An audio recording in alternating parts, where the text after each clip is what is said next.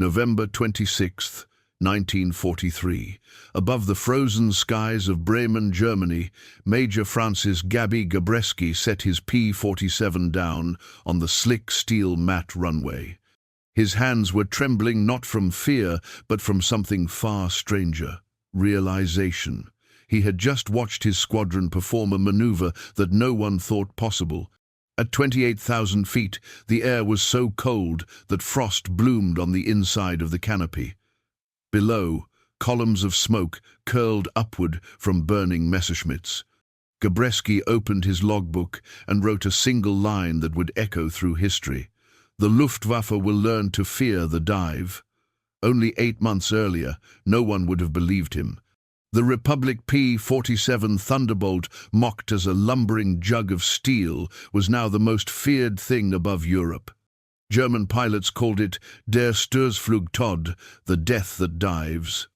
Through the glass canopy, Gabreski could still see his men circling in tight formation, wings glinting silver in the pale Sunday. The world below was chaos. What had started as a mission to protect bombers had turned into a slaughter. The rules of air combat, turning fights, climbing duels, elegant rolls were gone. The Thunderbolt rewrote the book. It fought not with grace, but with gravity. And for the first time, the Luftwaffe wasn't laughing. April 13th, 1943, England. The air over the Channel shimmered with morning mist as the 56th Fighter Group lined up for their first combat sweep. Inside one of those P-47 seconds sat Lieutenant Robert S. Johnson, a young Oklahoman barely past his training flights. His palms were sweating through his gloves. The cockpit smelled of oil, rubber, and fear. They had trained for 8 months, but the doubts lingered. Everyone had heard the jokes. The P-47 was too heavy, too big, too slow to turn. The British pilots called it the milk jug, a flying tin can compared to their elegant Spitfires. Johnson looked at the runway ahead, then at his instructor, Colonel Hubert Hub Zemke, a calm man with the expression of someone who'd already seen the odds and made peace with them. "Just keep your altitude," Zemke told his squadron. "Up there, we own the fight. Down low, they do." When Johnson took off, he felt the sheer weight of the machine. Fully loaded, it was nearly 14,000 pounds, a monster compared to the Spitfire or the Bf-109. The controls were sluggish, the takeoff roll long. But once airborne, the massive prop bit into the cold air and began to climb slowly, steadily, like a freight train lifting into the sky. That morning, they crossed into enemy territory for the first time. Below, the fields of northern France looked peaceful, but the radio chatter was tense. German spotters had seen them. Minutes later, the first contrails appeared, dozens of them, streaking up from the east. Johnson gripped the stick. So this is it, he thought. The Luftwaffe was coming. The first fight was chaos. The Thunderbolt struggled to turn with the lighter Focke-Wulfs. Radio calls overlapped: panic, confusion, disbelief. Yet even amid the chaos, one thing became clear. When the P-47 dove, it didn't just fall, it plummeted like an anvil from heaven. After landing, Johnson found his aircraft pockmarked with holes but still airworthy. The mechanics were stunned. What other fighter could take that kind of beating and still fly home? They didn't know it yet. But the very thing pilots mocked, the P-47's sheer weight, was about to become its deadliest advantage. Before the P-47 roared across Europe, it began as a sketch on a cluttered desk in Farmingdale, Long Island. The man behind that sketch, Alexander Kartveli, a Georgian-born engineer, had already seen what European air wars could do to fragile airplanes. He wanted to build something that wouldn't break. In 1941, most fighter designers talked about agility, elegance, and beauty. Kartveli talked about horsepower, altitude, and armor. He wasn't designing a dancer, he was designing a brawler. His colleagues laughed when they saw the first drawings. The plane looked absurd, too wide, too thick, too heavy. The nickname Jug was almost inevitable, but Kartveli only smiled. He knew that air combat was changing. Inside the Thunderbolt's nose sat a monster, the Pratt Whitney R-2800 double wasp, 18 cylinders arranged in 2 brutal rows. At sea level, it produced 2,000 horsepower. At altitude, with its turbo-supercharger screaming at 21,000 revolutions per minute, it could reach 2,300. Later versions topped 2,800, the strongest piston engine ever sent into war. But the magic wasn't in the engine. It was in what lay behind it. Kartveli hid the turbo-supercharger deep inside the rear fuselage, a maze of ducts and pipes that made mechanics curse under their breath. Exhaust gases spun a turbine, compressing thin, freezing air and feeding it back to the engine. The result, at 27,000 feet, where a Spitfire gasped for breath, the Thunderbolt still had power to spare. It could climb higher, stay faster, and most importantly, dive longer. When the first prototype rolled out, generals doubted it. The Air Corps wanted something sleek, something heroic-looking. The P-47 looked like it should haul milk, not fight Messerschmitts. But when Kartveli ran a full-power test, the Earth itself seemed to shake. Republic's test pilot, Lowell Smith, throttled up on the runway. The engine's roar drowned every voice in the hangar. The P-47 didn't leap into the air, it charged into it. And once airborne, it held something rare, absolute stability. Even when the wings flexed under strain, even when the prop tore into headwinds, the Jug stayed level. That was when engineers realized they hadn't built an ordinary fighter. They'd built a gravity weapon. Kartveli's ugly duckling was ready to prove that. Survival could be beautiful, and that brute strength could win a war of finesse. Long before the P-47 became the thunderous hammer of the 8th Air Force, 2 young test pilots almost lost their lives discovering what made it different. Late in 1942, at the Army Air Corps Proving Ground in Florida, Lieutenants Harold Comstock and Roger Dyer strapped into early-model Thunderbolts for what engineers called high-altitude control tests. The men themselves called it something else, suicide by clipboard. At 35,000 feet, Comstock nosed the heavy fighter over until the horizon flipped upside down. Gravity took hold. The big propeller screamed, the airframe shuddered, and the altimeter wound downward as if possessed. 500 miles per hour. 600. The needle pressed past every known safety limit. Inside the cockpit, the controls froze solid. The stick refused to move. The nose dropped steeper and steeper until the earth filled the windscreen. Comstock felt his vision narrow, grey at the edges, then black. The roar became a single note, deafening. Somewhere below 10,000 feet, instinct took over. He shoved forward, trimmed the tail, and felt the wings bite the air. The Jug pulled out of the dive with such violence that his harness cut into his shoulders. Dyer followed the same path and the same miracle. Both aircraft lived. Back at the hangar, engineers stared at the data. The airspeed recorders had pegged at 725 miles per hour, faster than any propeller-driven aircraft in the world. What nearly killed the pilots had also proven a hidden truth. The Thunderbolt could survive speeds that would tear any other fighter apart. They called the phenomenon compressibility, the point where airflow thickened into a wall of pressure around the wings. On lesser planes, it caused structural failure. On the P-47, it revealed strength.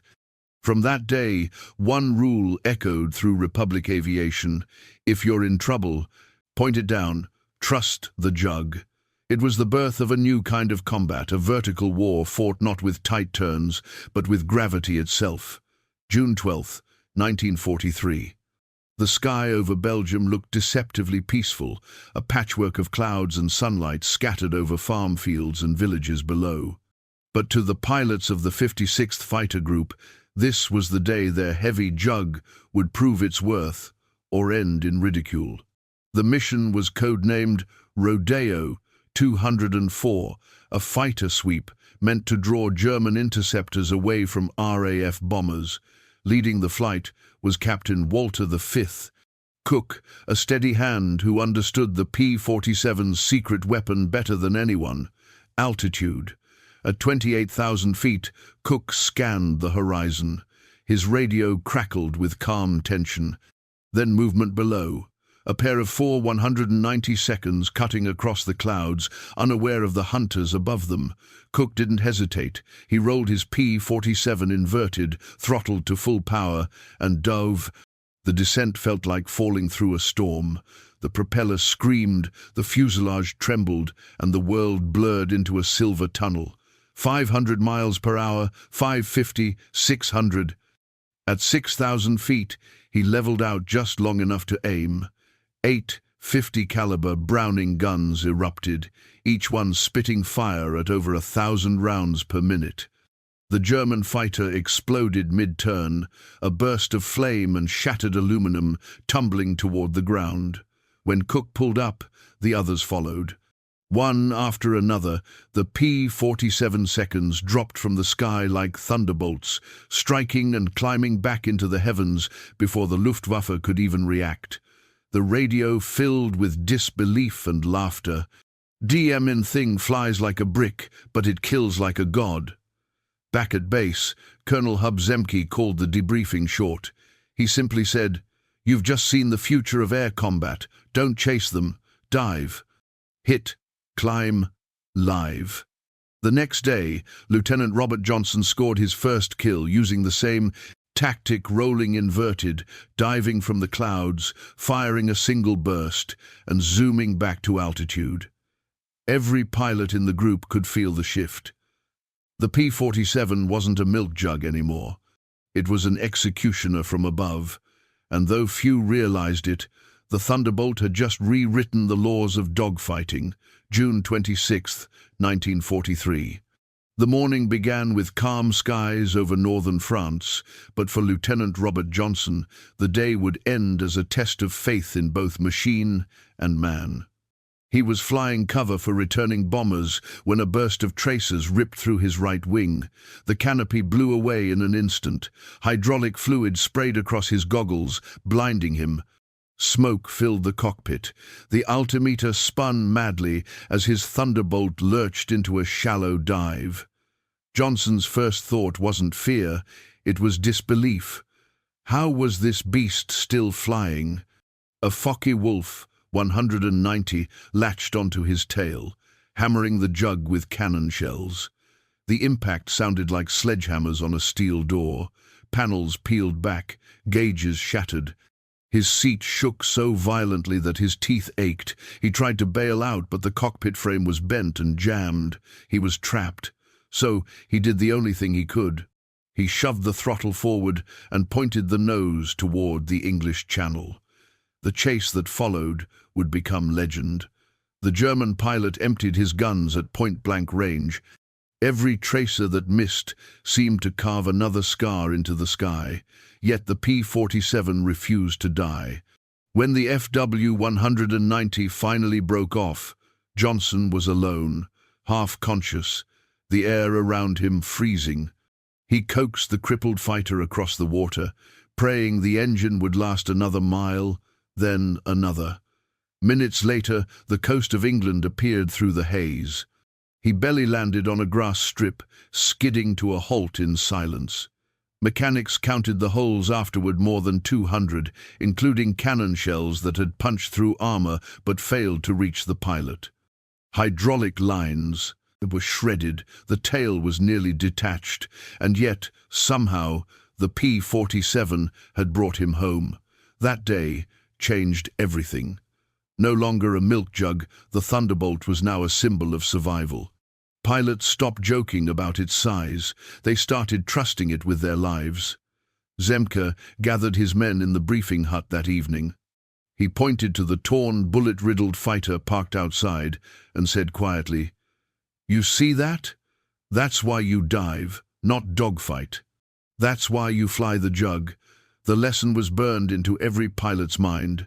Speed, altitude, and armor, not elegance, would win this war. August 17th, 1943. The dawn sky over England glowed faint orange as hundreds of B-17 seconds rolled down the runways. Operation Double Strike had begun. Their targets, the ball-bearing factories at Schweinfurt and the aircraft assembly plants at Regensburg, deep in Germany's heartland. To reach those targets, the bombers would fly farther than ever before, beyond the protective range of most Allied fighters. But on this day, the 56th Fighter Group and their Thunderbolts would escort them as far as their fuel tanks allowed. Major Hub Zemke briefed his pilots before takeoff. Stay high, stay fast. Don't get drawn in, you own the vertical. Make them climb, then strike from above. At 25,000 feet, the bombers droned eastward, their contrails stretching like white scars across the sky. Far ahead, German radar stations tracked the incoming raid. Squadrons of Messerschmitts and Focke-Wulfs scrambled from their airfields. By the time the Luftwaffe intercepted, the Thunderbolts were already waiting in visible specks in the blue. Zemke's voice cut through the radio. All flights, roll inverted. Prepare to strike. What followed would later be described as a storm of metal. Dozens of P-47 seconds flipped upside down, dove from altitude, and came screaming down at nearly 600 miles per hour. The Germans never had a chance. From the cockpit, Lieutenant Francis Gabreski saw the enemy formations break apart in panic. The 109 seconds and 190 seconds tried to turn, but the Jugs were moving too fast, hitting, firing, climbing away before the enemy could even aim. One by one, German fighters spiraled down in flames. 16 kills were confirmed within 20 minutes. The Americans lost only 3 aircraft. Among the German dead was Major Wilhelm Ferdinand Galland, brother of the famed ace Adolf Galland, a devastating blow to Luftwaffe morale. When the bombers reached their targets, smoke plumes rose miles high. The Thunderbolts had done their part, protecting the formation and striking fear into Germany's best. By the time the surviving fighters returned to England, word had already spread across radio intercepts. The Americans have a new weapon. It dives like the hand of God. From that day forward, the Luftwaffe began avoiding engagements above 25,000 feet whenever Thunderbolts were present. The tide had turned. The P-47's doctrine, boom, zoom, and climb, was no longer theory. It was gospel. By the fall of 1943, the 56th Fighter Group no longer resembled the uncertain unit that had once feared its own aircraft. Now, they were predators, masters of a new kind of air war. Every morning at Boxted and Halesworth airfields, crews warmed up rows of P-47 seconds, the rising sun glinting off silver wings and 8 gun barrels. The roar of the R-2800 Double Wasp became the anthem of Allied air power. Colonel Hub Zemke drilled his pilots relentlessly. Altitude is life. Discipline is survival. The Jug will save you if you fly it right. They learned to move like a single machine. 4 ship elements operated in perfect harmony. The top cover dove first. The lower pairs followed seconds later, creating a cascade of strikes so fast the enemy couldn't react. Each attack was precise. No swirling dogfights, no heroics. Just cold, mechanical destruction. By now, Robert Johnson had become an ace. His kill tally rose above 20, his confidence unshakable. He joked that he trusted the Jug more than his own parachute. Meanwhile, Francis Gabreski emerged as the group's lightning rod, a leader whose calm aggression inspired the men. In one engagement over Münster, Gabreski dove from 29,000 feet, destroyed 2 Focke-Wulfs, and climbed back to altitude before the German formation even spotted him. Their kill ratios skyrocketed. From June to December 1943, Thunderbolt squadrons achieved results once thought impossible. 15 enemy aircraft destroyed for every P-47 lost in air combat. But this dominance came at a cost. The physical strain was brutal. Pulling out of a dive at 600 miles per hour meant enduring more than 7 Gs. Pilots felt their vision tunnel, their blood drain, and their arms tremble as if weighted with lead. After missions, they staggered from their cockpits drenched in sweat, their flight suits soaked through, faces pale from G-induced exhaustion. Some suffered burst blood vessels in their eyes. Others developed back injuries that would last a lifetime. Still, they returned to the skies the next day. They trusted the Jug and each other completely. By late autumn, the 56th Vertical Strike Doctrine was being taught across the 8th Air Force. Even P-38 and P-51 pilots began adopting elements of Zemke's tactics. The Luftwaffe, once the master of Europe's airspace, was now on the defensive. German aces avoided high-altitude engagements, preferring low-level ambushes where the Thunderbolt's weight became a disadvantage. But up high, above 25,000 feet, the sky now belonged to America. And the Germans knew it. They had a saying by then, "When you hear thunder above the clouds, it's already too late." By late 1943, every pilot who strapped into a Thunderbolt understood one thing. This was no ordinary airplane. It wasn't designed for comfort. It wasn't built for elegance. It was built to take punishment from the enemy, from gravity, and even from its own pilots. Flying the P-47 was a full-body battle. Each dive demanded that men hold their breath, clench every muscle, and fight against the invisible hand of G-force trying to drag them into unconsciousness. 7 Gs meant the weight of their bodies multiplied sevenfold, arms too heavy to lift, blood draining from their heads, the edges of vision closing to grey. To survive, they learned tricks. They tensed their legs, gritted their teeth, and shouted to keep blood in their brains. Some even developed a ritual, a battle cry, just before pulling out of a dive. It wasn't superstition, it was survival. And yet, despite the pain, the Thunderbolt's pilots came back with smiles. They'd found something rare, a machine that could match their courage. The P-47's thick wings and armored cockpit turned near disasters into miracles. A dozen pilots returned with tails half shot off, canopies shredded, or engines leaking oil. Mechanics joked that if you wanted to kill a Thunderbolt, you'd have to drop it from space. The statistics were staggering.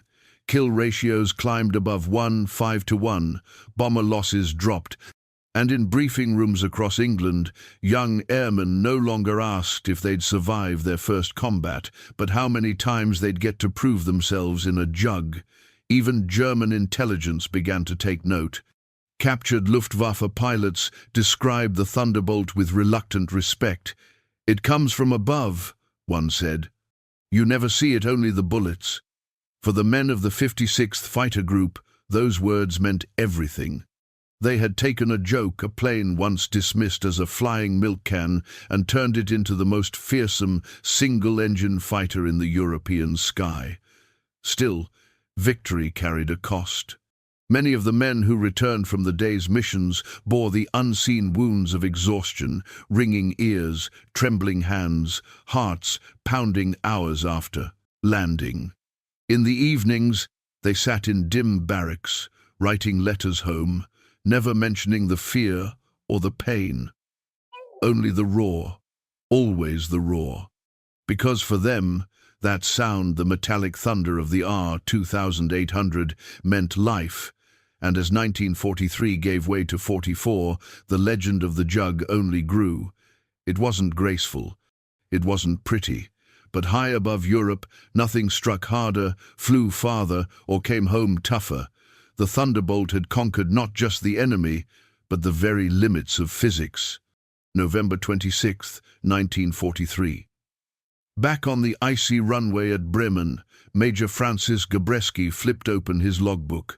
The pages were smudged with oil and sweat, but his handwriting was steady this time.